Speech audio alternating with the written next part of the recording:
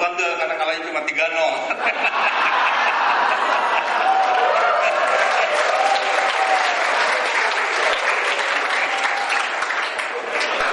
Dipuji-puji sama Belanda. Kalau nggak puji-puji dia sini maki-maki kita gitu, kampungan amat main bola. Ini ditempelengin orang. Kepaksa puji-puji. Oh, ditulis gede-gede. Walaupun kalah 3-0, kita dipuji-puji. Nggak puji, nggak pulang.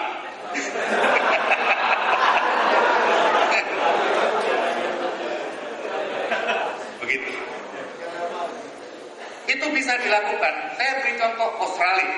Australia itu memberlakukan undang-undang yang mengatakan bahwa setiap kapal yang kedapatan mencuri di wilayah perairan Australia ditenggelamkan. Karena rasa yang diberi nelayan kita. Australia nggak perlu kapal-kapal kita yang terombang-ambing tadi itu. Tenggelamkan. Dan kita nggak bisa protes. Karena itulah aturan yang berlaku di negaranya. Dan wilayah tempat nelayan kita ngambil ikan itu wilayah Australia. Karena mereka tidak perlu perahu kita. Begitu ketangkep, orangnya dinaikkan ke kapal patrolinya, kapalnya ditenggelamkan. Perahu kita bukan kapal, perahu. Ditenggelamkan. Lah kenapa kita nggak bisa? Ya kita nggak ditengelamin dong. Saya. Kita sita, kita gunakan untuk para nelayan. 10-15 orang nelayan yang pakai perahu yang nggak jelas tadi, dapat ikan yang nggak jelas, naikkan dia sebagai awak-awak kapal ini, dilatih, berangkatlah dia sampai dengan ZIE, di sana ikannya banyak, yang 300 triliun tahun tadi, mereka kembali membawa ikan dalam jumlah tangkapan yang jauh lebih besar yang didapat oleh seorang dibandingkan masih pakai kapal yang kecil tadi, aturan satu. Maka pendapatan petani nelayan itu meningkat tanpa harus meningkatkan harga ikan. Yang harga ikan ini merupakan salah satu protein bagi orang-orang yang, bagi kita semua lah, termasuk petani maupun buruh. Kalau harga ikannya mahal, protein dari mana didapat? Terasi paling. Teri, makanya teri tahu sendiri segede apa. Makan cuma 5 biji, protein dari mana?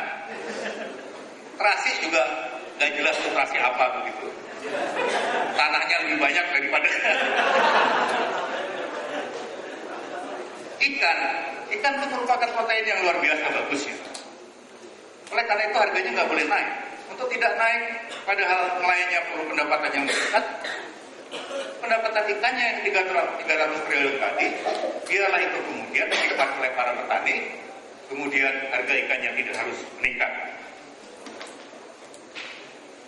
UMKM itu bagian yang saya. Memang lanjut 10. Lanjut. UMKM. UMKM ini memang dilematis, tapi kita mesti berterima kasih. Kita kadang-kadang sebel gitu ya, berhenti lampu merah, datanglah berbondong-bondong uang, jual kerupuk, jual rokok, jual. Tetapi kalau kita pikir, mereka adalah pahlawan-pahlawan yang dia tidak menuntut kepada pemerintah untuk menyediakan lapangan pekerjaan. Di negara maju, kalau ada orang yang menganggur karena pemerintah tidak mampu menyediakan lapangan pekerjaan, mereka harus disantuni oleh pemerintah. Karena hak hidup dari warga negara itu hak. Di kita enggak, kalau mati aja. Emang apa usahanya gua? Maka mereka carilah usaha sendiri, sektor informal, PKL, asongan, jualannya kerupuk, koran. Koran tuh memang harganya berapa? 3.000, 4.000, tapi yang didapat berapa? Enggak 3.000 merah. Kerupuk itu katakan harganya berapa? 1.000. Yang didapat berapa dari kerupuk? Kecil sekali. Sementara yang bermobil itu, beli kerupuk, enggak lah. Begitu kalau beli, ya steak dan kerupuk dong. Bisa dibayangkan hidup mereka. Lalu bagaimana mereka kita bantu? Kita bantu dengan cara pemerintah harus menyediakan memang tempat yang bisa mereka gunakan untuk hidup, mencari nafkah secara halal, tapi tempat itu yang betul-betul mampu dan diberikan kredit untuk usahanya dengan bunga yang tidak terlalu tinggi, tanpa agunan. Kalau pakai agunan dia nggak punya apa-apa, agar kemudian hidupnya makin meningkat, makin meningkat. Sesungguhnya mereka ini adalah orang-orang yang patut kita hargai. Kalau mereka itu tidak bekerja di sektor informal seperti itu, beban pemerintah akan menjadi berat karena kewajiban untuk membuka lapangan pekerjaan akan makin harus disediakan dengan tidak mudah. Lanjut. Ketahanan pangan. Saya ingin memberi sedikit contoh.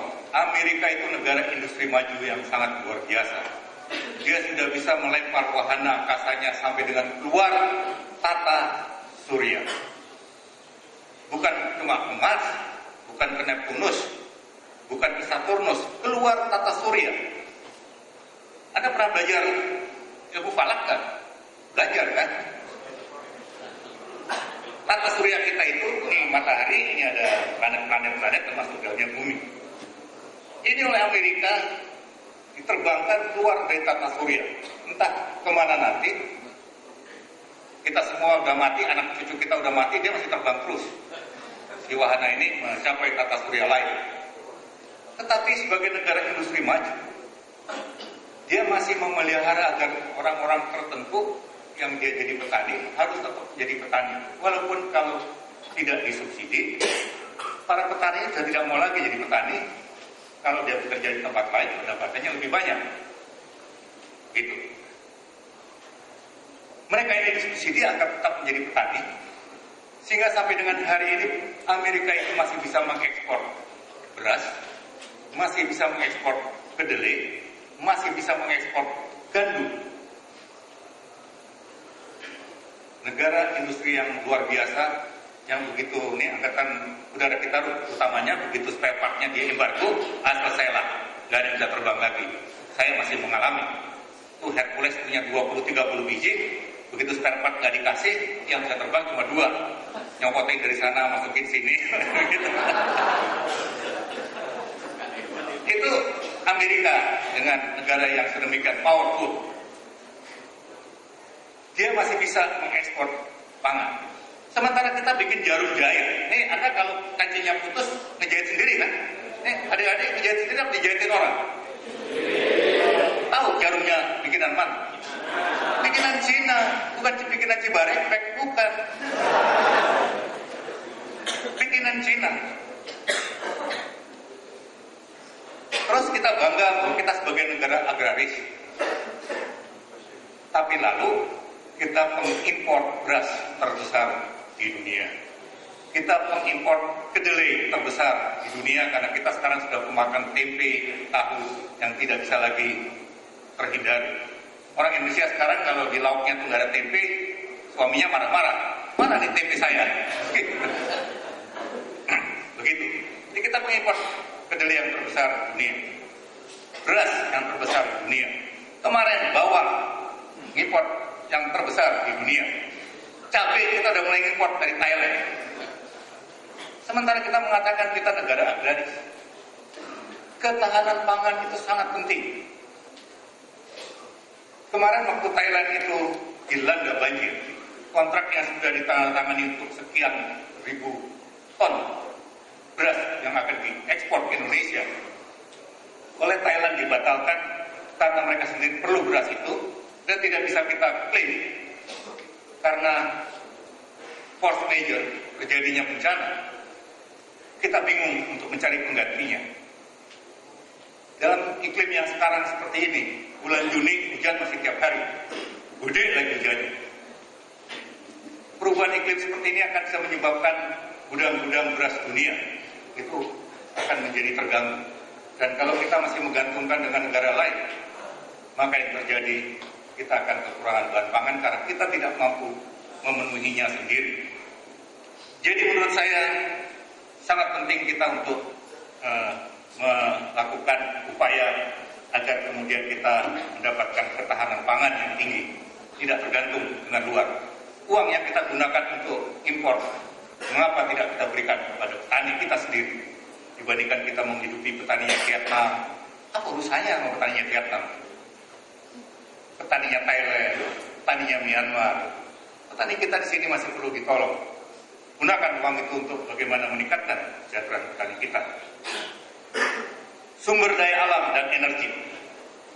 Lanjut. Ini lagi satu keajaiban. Nggak, saya ceritakan bukan untuk kita mengolok-olok kita sendiri. Nggak ada niatan kita. Saya kan juga bangsa Indonesia. Kalau saya mengolok-olok diri kita sendiri, enggak. Tapi dari sini kemudian kita belajar kalau nanti kita jadi pemimpin harus seperti apa. Ini sumber alam dan energi. Mengapa kita tidak pernah belajar dari minyak bumi kita?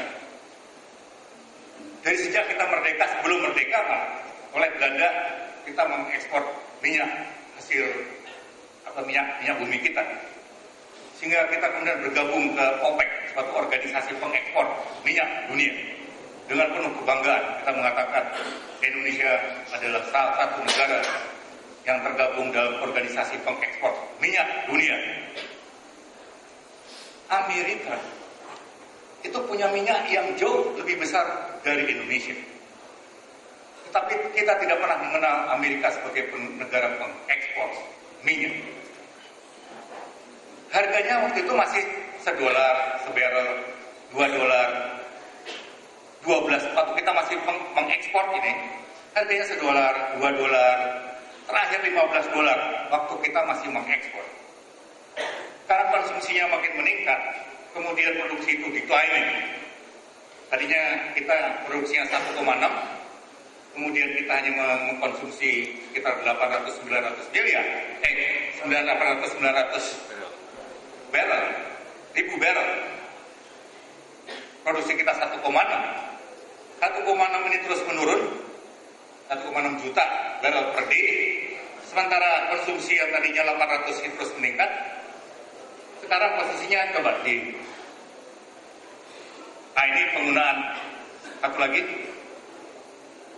Ini produksi minyak kita langsung terus menurun, sementara konsumsi kita menaik.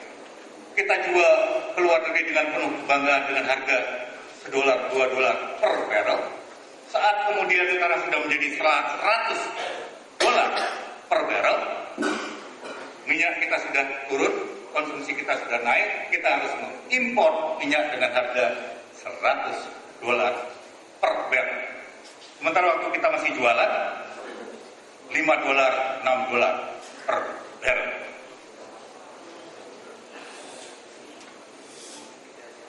Ini mengapa kita tidak belajar dari ini? Sekarang kita pengekspor.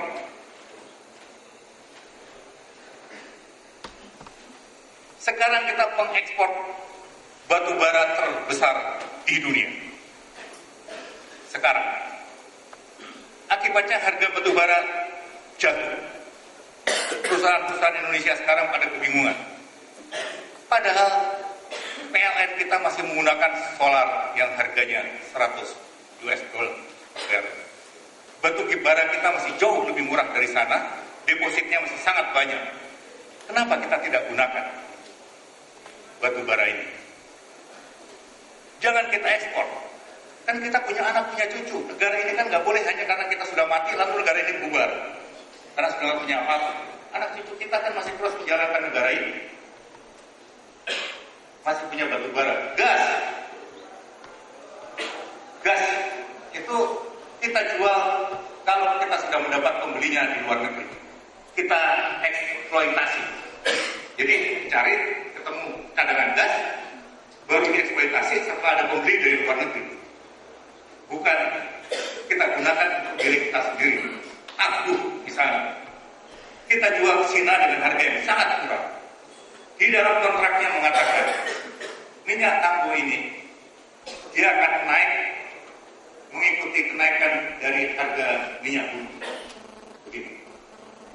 Tapi lalu sampai batas $38 per barrel.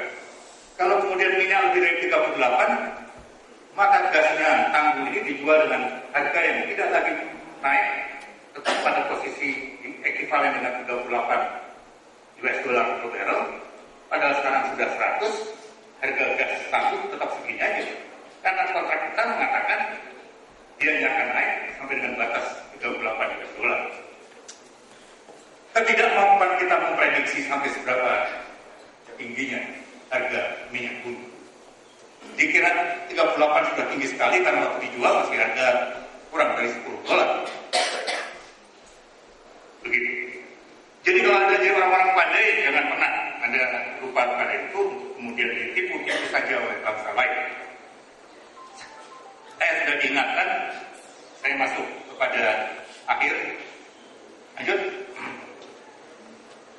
Lanjut, walaupun ini juga dilematis tadi ya, pendidikan kita dengan gagah perkasa mencanangkan wajib belajar 9 tahun, untuk Jakarta 12 tahun. Tadi saya cerita bagaimana para pengajar muda kita yang dari daerah terpencil, mayoritas anak-anak umur sekolah tidak ada yang bersekolah, karena kalau ada sekolahnya nggak ada gurunya, ada gurunya nggak ada sekolahnya, ada sekolah ada gurunya nggak ada anak muridnya. Kenapa? Muridnya dipakai, anak-anaknya dipakai oleh orang tuanya untuk membantu orang tuanya mencari nafkah. Tapi kita dengan gagah perkasa mencanangkan wajib belajar 9 tahun. Saya nggak tahu yang diwajibkan yang mana untuk belajar ini. Padahal ketentuannya kalau wajib belajar itu artinya kalau ada umur di dalam usia itu tidak sekolah, kalau orang tuanya tidak mengizinkan sekolah, orang tuanya kena sanksi.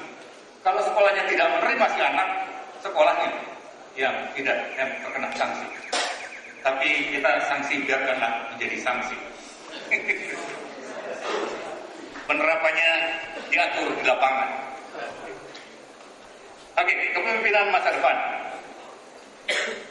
Saya beberapa waktu yang lalu ketemu dengan Forum Rektor Indonesia. Tempatnya di Manokwari. Kemudian kita berbicara membahas sebetulnya seperti apa sih kepemimpinan yang kita perlukan dengan berbagai persoalan yang dihadapi oleh bangsa ini.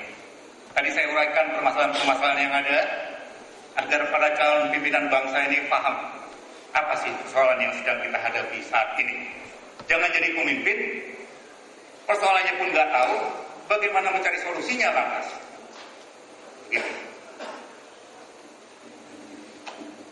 Jadi kita merumuskan pemimpin yang seperti apa ke depan. Dengan permasalahan yang demikian kompleks dari bangsa ini. Pertama, paling tinggi adalah pemimpin yang bermoral dan bertakwa. Agar kemudian kita tidak ketemu lagi dengan pemimpin seperti Aceh. Agar kita tidak ketemu lagi pemimpin-pemimpin yang sekarang mendekam di dalam rumah tahanan karena mereka tidak bermoral. Moral itu awalnya orang harus bertakwa dulu. Apapun agamanya, tidak ada agama yang mengajarkan korupsilah kau sebesar-besarnya untuk kau bawa nanti pada saat kamu mati. Supaya kalau kamu pun masuk ke neraka, kamu masih bisa menikmati makan enak. Gitu. Gak ada. Agama manapun tidak mengajarkan itu. Maka yang paling penting untuk punya moral tinggi itu bertakwa. Kemudian memiliki integritas, bersih, jujur, dapat dipercaya. Omongan yang sekarang dilakukan itulah omongan yang harus dilaksanakan kapanpun dia punya kesempatan. Taat pada hukum dan dapat memberikan keteladanan. Itu poin yang kedua. Kemudian mempunyai visi dan inovasi serta memiliki kemampuan menumbuhkan percaya diri. Percaya diri ini penting. Saya salah seorang pembina Wanadri. Nah, tahu kan Wanadri? Kalau Anda mau menjadi orang-orang yang punya confidence yang tinggi, gabung ke Wanadri. Saya nggak tahu sini diizinkan nggak mahasiswa. Kalau Anda bergabung ke Wanadri, di sanalah Wanadri itu dididik untuk menjadi orang-orang yang tangguh, orang-orang yang punya percaya diri tinggi, orang-orang yang cinta kepada lingkungan, orang-orang yang cinta kepada agama. Dia menerapkan apa yang menjadi kewajiban dan sebagai makhluk yang punya miliknya Allah, punya Tuhan, lalu dia mencintai lingkungan, dia punya kepercayaan diri karena dilatih dalam keadaan yang sesulit apapun, dia mau survive dan menjadi orang-orang yang berjiwa kesatria. Kalau punya kesempatan bergabung ke Wanadri, kalau sudah lulus bergabung ke Indonesia Mengajar, supaya kemudian Anda bisa mendharma baktikan apa yang Anda miliki, sambil setahun Anda hilang memang, tapi setahun itu nilai yang didapat luar biasa. Saya ketemu dengan orang-orang tua para pengajar muda ini. Mereka mengatakan, Bapak, saya berterima kasih sekali. Kenapa Ibu? Saya bilang, saya melihat anak saya sudah jauh berbeda. jauh lebih dewasa, jauh lebih punya kepercayaan diri. Mereka itu jadi orang-orang yang saya tidak paham. Saya memang salah barangkali tidak memberikan keimanan yang tinggi, tapi sekarang mereka menjadi orang-orang yang bertakwa. Dan yang paling luar biasa adalah mereka jauh lebih dewasa. Bukan tua ya, dewasa. Jadi gabung. Kemudian memiliki visi dan inovasi. Kalau dia nggak punya visi, mau dibawa kemana negara ini? Dia harus punya visi, mau dibawa kemana negara ini, kemudian dia harus berinovasi. Bagaimana cara membawa negara ini? Keberanian dan ketegasan. Ya, saya nggak tahu lah, Anda punya konotasi lain. Tapi yang paling penting adalah punya keberanian dan ketegasan. Orang itu tidak mungkin memuaskan semua orang. Keputusan itu tidak bisa memuaskan semua orang. Kita punya anak 3 di rumah.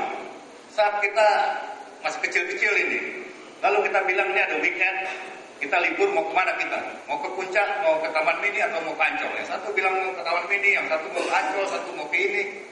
Tapi kalau nggak diputuskan karena tidak mendapatkan kesepakatan, kita bukan orang tua, karena kita ingin menyenangkan anak-anak kita. Putuskan. Bahwa ada 1-2 yang tidak suka, konsekuensi. Tapi yang terbanyak harus kita dengarkan, dan itu yang membawa kemaslahatan yang paling penting. Tidak ada keputusan yang memuaskan semua pihak. Pegang teguh itu. Asalkan kita yakin bahwa yang kita putuskan ini untuk kepentingan orang banyak. Dan tidak ada kepentingan kita yang ikut dompleng di dalamnya. Putuskan. Kenaikan harga BBM. Ribut aja di televisi setiap malam. Padahal kalau memang ingin menyenangkan rakyat, jauh hari laksanakan konversi ke gas. Karena harga gas itu jauh lebih murah. Gas itu harganya cuma 3.500 sampai 4.000, ekivalen dengan 1 liter premium. Deposit kita, cadangan kita masih jauh lebih besar dibandingkan cadangan minyak bumi, gas. Jadi kalau kita lakukan memang memerlukan biaya besar, gas. Tapi kalau dikonversi setiap tahun, biayanya juga tinggi, benar. Tapi tidak sebanding dengan subsidi yang dikeluarkan 300 triliun setiap tahun. Begitu konversi ini jalan, pemerintah tidak lagi harus mengeluarkan konversi. Jadi pertanyaannya, mengapa memilih menaikkan harga BBM bersubsidi? Sementara kita punya cara lain untuk menyelamatkan APBN kita melalui konversi ke gas.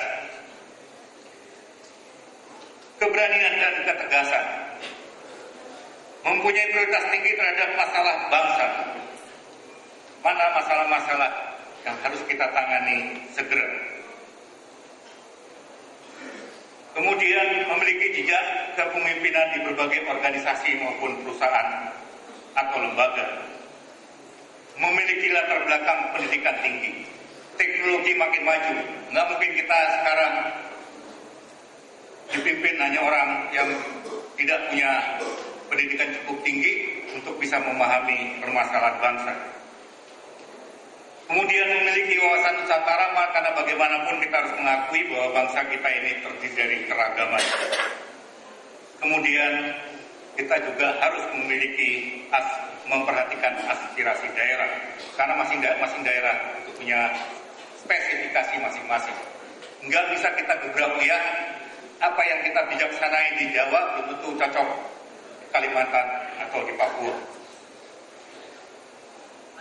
Kemudian menyesuaikan kebijakan yang diambil dengan kondisi dan budaya masyarakat. Ini semua kita dapatkan, kita rumuskan bersama dengan para forum rektor. Untuk lebih menyempurnakan barangkali kriteria pemimpin masa depan perlu ditambah 2 hal lagi. Pertama, pemimpin yang mampu membangun konsensus. Jelaskan semua yang mau dilakukan, kemudian masyarakat bisa menerima sejauh yang mau kita laksanakan itu memang betul-betul pro kepada rakyat.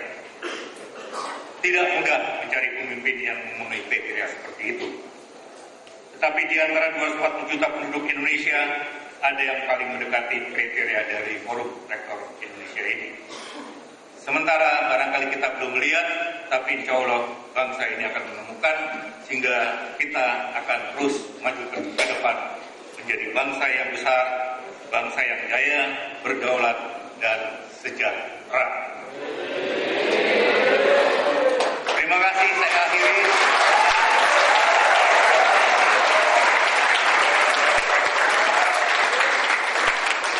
Wabillahi taufiq wal hidayah. Wassalamualaikum warahmatullahi wabarakatuh.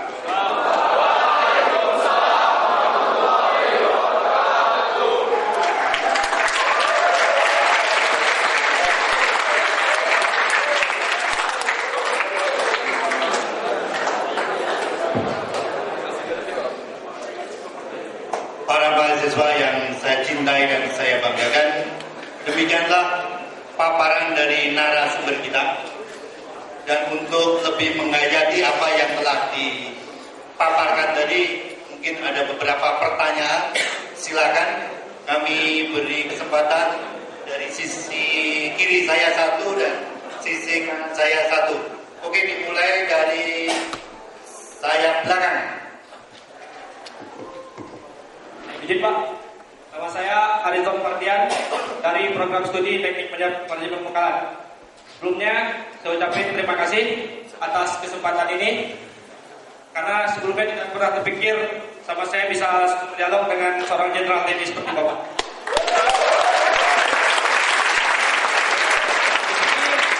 Saya ingin bertanya kepada Bapak, bagaimana kita menumbuhkan jiwa kepemimpinan itu sementara kita tahu di era zaman sekarang ini mental ideologi anak bangsa kita sudah sangat menurun dan sudah sangat jauh dari Pancasila. Terima kasih.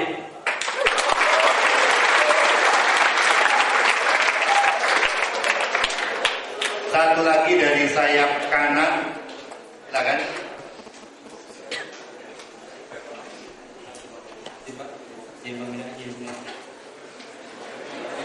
Dua lagi kurang keras ya. Izin bertanya. Nama Pak Taufik, program studi motor satu. Dalam salah satu buku tentang kepemimpinan dinyatakan bahwa untuk berhasil dalam memimpin ada 3 faktor. Ada 3 faktor visi, yaitu mengupayakan terciptanya visi dan memotivasi agar visi tersebut tercapai. Sesuai dengan pengalaman Pak Jenderal, khususnya dalam menyeimbangkan pemegang jabatan di TNI, yang pasti banyak tantangan dan hambatan. Mohon arahannya bagaimana kita harus memfasilitasi lingkungan di sekitar kita, dan juga kita demi tercapai misi yang telah ditetapkan. Terima kasih.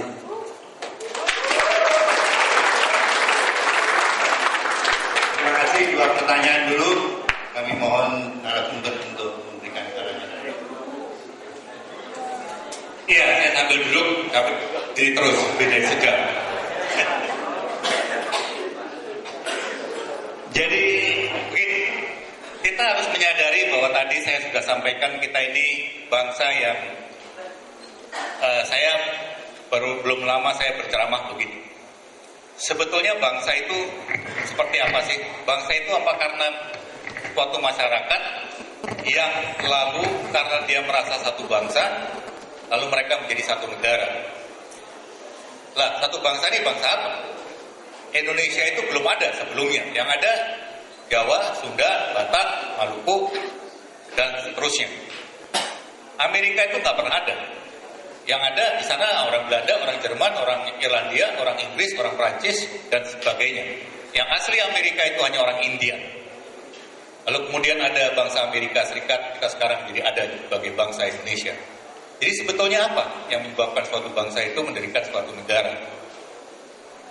Adalah karena punya kesamaan pandangan. Karena kalau dibilang karena senasib, enggak juga. Itu Malaysia, Brunei, Singapura. Senasib dijajah oleh Inggris. Selamanya juga sama, sekian ratus tahun. Tapi realitanya pada saat mereka menjadi bangsa, yang Singapura tadinya bergabung dengan Malaysia, nggak mau, dia tetap ingin jadi Singapura. Brunei juga sama, mereka tidak mau bergabung sebagai Malaysia. Malaya aja yang kemudian mau jadi Malaysia. Sementara Singapura dengan Brunei mereka tidak mau. Artinya apa? Bangsa itu harus punya kesamaan pandang, lalu mereka menjadi satu bangsa, kemudian mereka menjadi satu negara. Nah, Indonesia termasuk negara yang seperti itu. Oleh karena itu, Bung Karno yang punya visi jauh ke depan, melihat dengan keragaman yang ada, kalau kemudian tidak punya satu ideologi, tidak punya satu filosofi, maka bangsa kita akan dengan mudah terpecah-pecah. Kalau kita punya landasannya agama, tidak mungkin, karena bangsa ini terdiri dari berbagai macam agama.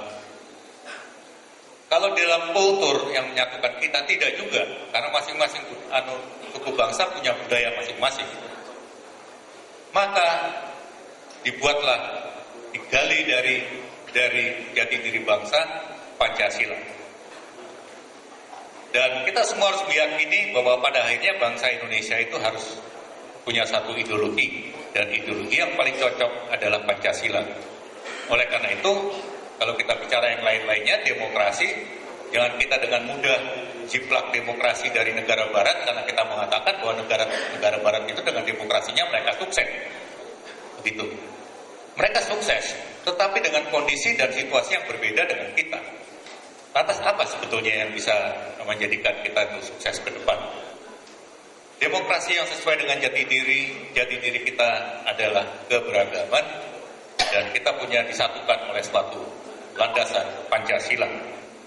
Oleh karena itu, apapun kalau kemudian kita berlandaskannya kepada Pancasila, yang itu adalah basic dari jati diri bangsa, maka insya Allahnya itu akan mengalami sukses yang benar. Gitu. Masalahnya terkadang orang lalu tidak mau mengakui itu karena kepentingan bicara lebih. Saya sebagai Majelis Wali Amanat UI sampai dengan hari ini Ketua Pansus Panitia Khusus Pemilihan Rektor, sampai dengan hari ini sudah lebih dari 11 bulan saya belum mampu memilih rektor baru, karena akhirnya ada kepentingan banyak sekali yang ada di dalam tubuh keluarga besar Universitas Indonesia. Padahal saya tadinya berpikir kalau saya berhadapan dengan para orang-orang yang punya intelektualitas tinggi, karena terkadang namanya jauh lebih pendek dibandingkan dengan gelar-gelar yang dimilikinya. Profesor, dokter, amin, apa, MH, apa, ini gini, nggak ada, cuma STNK, BPKB. Begitu. Yang saya pikir lalu kalau saya menggunakan pendekatan wisdom, kearifan untuk menyelesaikan sesuatu, Anda punya kepentingan seperti ini punya kepentingan seperti ini. Mengapa kemudian kita tidak carikan solusi yang itu mewadahi kepada kepentingan yang lebih besar, yaitu kepentingan UI, yang kepentingan UI itu sebetulnya juga kepentingan bangsa. Tidak bisa saya dapatkan kesamaan pendapat dari keduanya sejauh bahwa kepentingan itu masih terus mendasari dari apa yang mereka kemukakan. Terkadang dengan keahliannya dia mengatakan bahwa orang yang berpendapat 2 tambah 2 itu salah, yang betul-betul 5. Lalu dengan teori-teori yang dimiliki, dia menjelaskan mengapa 2 tambah 2 itu yang betul 5, begitu.